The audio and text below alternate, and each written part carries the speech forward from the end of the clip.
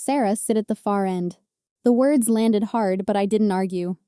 I nodded once to my mother and walked past the long dining table, past the candles, the crystal glasses, the seats that clearly weren't meant for me. The chair near the kitchen door scraped softly as I pulled it out. That was where they always put me. Close enough to be present. Far enough to be forgotten. It was my brother Tyler's birthday dinner. The golden child. The success story. The reason everyone was dressed like this mattered. I wore a navy dress I'd bought secondhand. My hands were rough from warehouse shifts and night cleaning jobs. No one asked how work was. No one ever did. Across the table, laughter rose easily. Tyler smiled, checked his watch, accepted compliments like he'd earned the air. "You're lucky we invited you," my sister-in-law whispered as I passed. "Don't make this awkward." I hadn't said a word. I stared at my water glass and watched my reflection tremble. I told myself the same thing I always did. Stay quiet. Eat fast. Leave early. Because this story started at a dinner table. But it didn't end there. If you're watching Echoes of Life right now, tell me where you're listening from, city or country. The first toast came quickly. To Tyler, someone said, lifting a glass. The most successful one among us. Applause followed. Chairs shifted. Silverware clinked. Tyler smiled without standing like this was expected. His watch caught the chandelier light when he raised his glass just enough for everyone to notice. "Couldn't have done it without family," he said. His eyes never once looked my way. My mother kept her gaze on her plate. She cut her steak into small, careful pieces she didn't eat. That was how she avoided things now. Madison leaned toward me from 2 seats away. "So," she said softly, "still doing those night jobs?" I nodded. "Yes." She smiled thinly. "That must be exhausting." It wasn't concern. It was placement. Conversation flowed around me like I wasn't there. Investments, vacations, plans I was never part of. Then Grandpa Howard cleared his throat. The room quieted immediately. Even Tyler straightened. "I've been meaning to ask something," Grandpa said calmly. I felt it before he said my name. Sarah. Every head turned. "Yes, Grandpa," I replied. "Is the $5,000 I send you every month enough?" The question landed wrong. Heavy. Sharp. I froze. "Which money?" I asked before I could stop myself. Silence. Not awkward silence. Not polite silence. The kind that makes your ears ring. My mother's fork slipped from her hand and hit the floor. My father went still. Grandpa's eyes narrowed, not angry yet, just focused. "I've been wiring it to your account for over 2 years," he said slowly. "On the 1st of every month." My chest tightened. "I never received it," I said. "I swear I didn't." My voice cracked. That's when it happened. The tears came fast, hot, uninvited. I covered my mouth, embarrassed by my own breaking.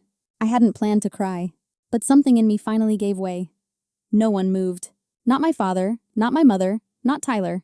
The silence pressed in from every side, thick and suffocating. I could feel the tears on my face, hot and humiliating. I hated that they saw me like this. Hated that after years of swallowing everything, this was how I broke. "I'm sorry," I said suddenly, my voice shaking. "I didn't mean to ruin dinner." The words slipped out the way apologies always had in this family. Automatic. Conditioned. I wiped my cheeks with the back of my hand and forced myself to breathe. One breath, then another. "No," Grandpa said firmly. "Don't apologize." I looked up at him. His eyes weren't angry. They were sharp. Focused. "You didn't do anything wrong," he said. "You answered a question." My mother finally spoke. "Howard." "This isn't the time," she said softly, panic hiding under politeness. "We can talk about this later." "No," Grandpa replied. "We can talk about it now." I pushed my chair back and stood up, my legs unsteady but locked in place. For years, I said, my voice still trembling, I was told I didn't need help. That I was strong. That I was independent. I looked at my parents. "You told Grandpa I didn't want his money." I continued. "You told him I was too proud to accept it." My mother shook her head. "It wasn't like that." "How many times did I call you crying?" I asked. "How many times did I tell you I couldn't cover rent? How many times did I say I was exhausted?" She didn't answer. My father cleared his throat. "We did it for the family," he said. "For Tyler."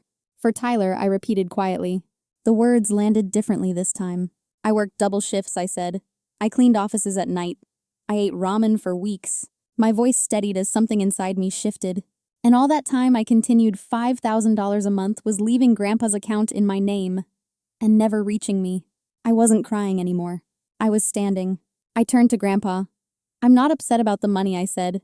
I'm upset because I was made to feel invisible while everyone benefited from my silence.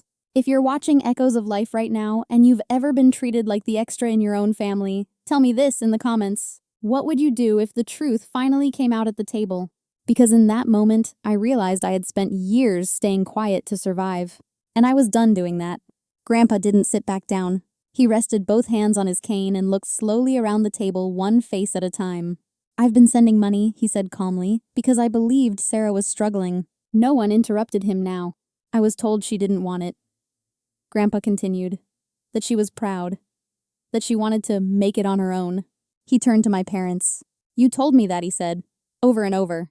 My mother's lips trembled. Howard, we were trying to protect her, she said.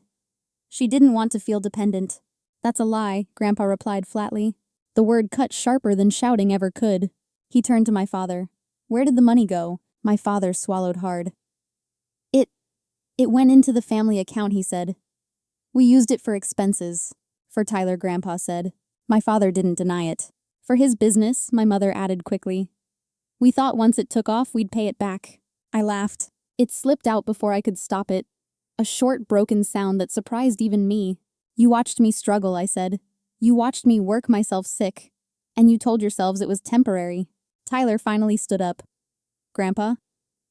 I didn't know, he said. They handled the finances. Sit down, Grandpa said. Tyler froze, then slowly sat. Grandpa reached into his jacket pocket and pulled out a folded envelope. Sarah, he said, holding it out to me. I hesitated before taking it. Inside was a bank confirmation, a transfer receipt, an account in my name.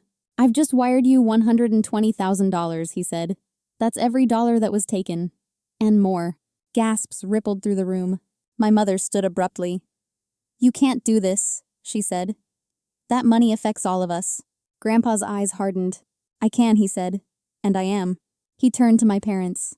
As of tonight, you are removed from my estate. Tyler included. What Tyler shouted. You can't just erase us. I'm not erasing you, Grandpa replied. I'm correcting a mistake. He looked at me again. You were told to sit at the far end of the table, he said. Because they thought that's where you belonged.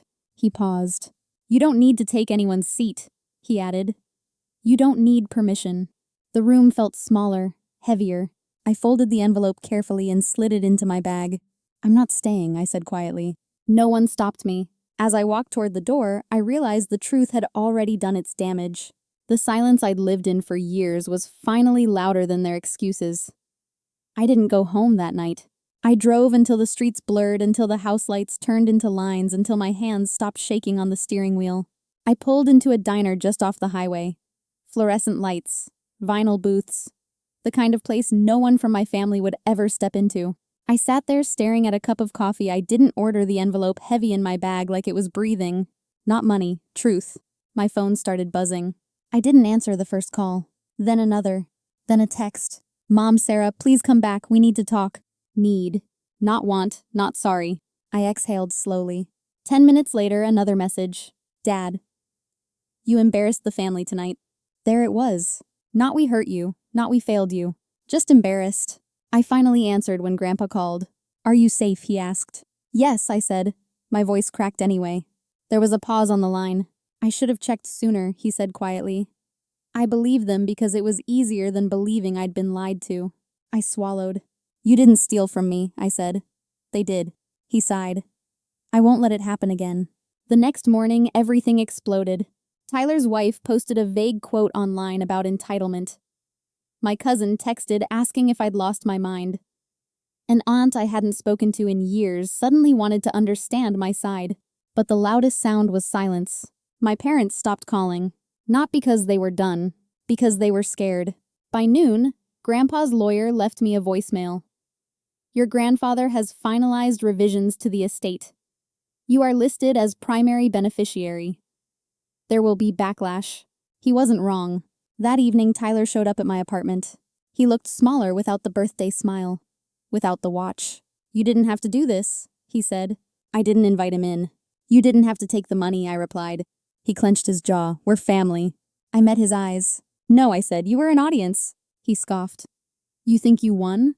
I shook my head. I think I stopped losing. He stared at me for a long moment, then walked away without another word. That night, I sat alone on my couch, the city humming outside my window. For the first time, I wasn't waiting for permission. I wasn't hoping to be chosen. I'd been underestimated for years. Now they knew exactly who they'd ignored, and they were terrified of what came next. I didn't win a family back. I lost one. And for the first time, that didn't feel like failure. A week later, I met Grandpa for lunch. No speeches, no explanations. He slid a folder across the table. "I'm not fixing your life," he said. "I'm correcting a lie." Inside were documents, accounts, a future that was finally honest. I looked up at him. "I don't want revenge," I said. He nodded. "Good. Revenge keeps you tied to people who never chose you." I walked away from my parents without shouting, without begging, without waiting for closure they weren't capable of giving. Silence followed, and then peace. I moved apartments, changed my routine, built something that didn't require approval. Sometimes healing isn't loud. Sometimes it's just choosing not to sit at the table anymore. If this story felt familiar, if you've ever been minimized, ignored, or used inside your own family, you're not alone. You're listening to Echoes of Life, where we tell the stories people were told to stay quiet about. If this resonated with you, please like, share, and subscribe. Because the moment you stop staying silent, your life finally begins.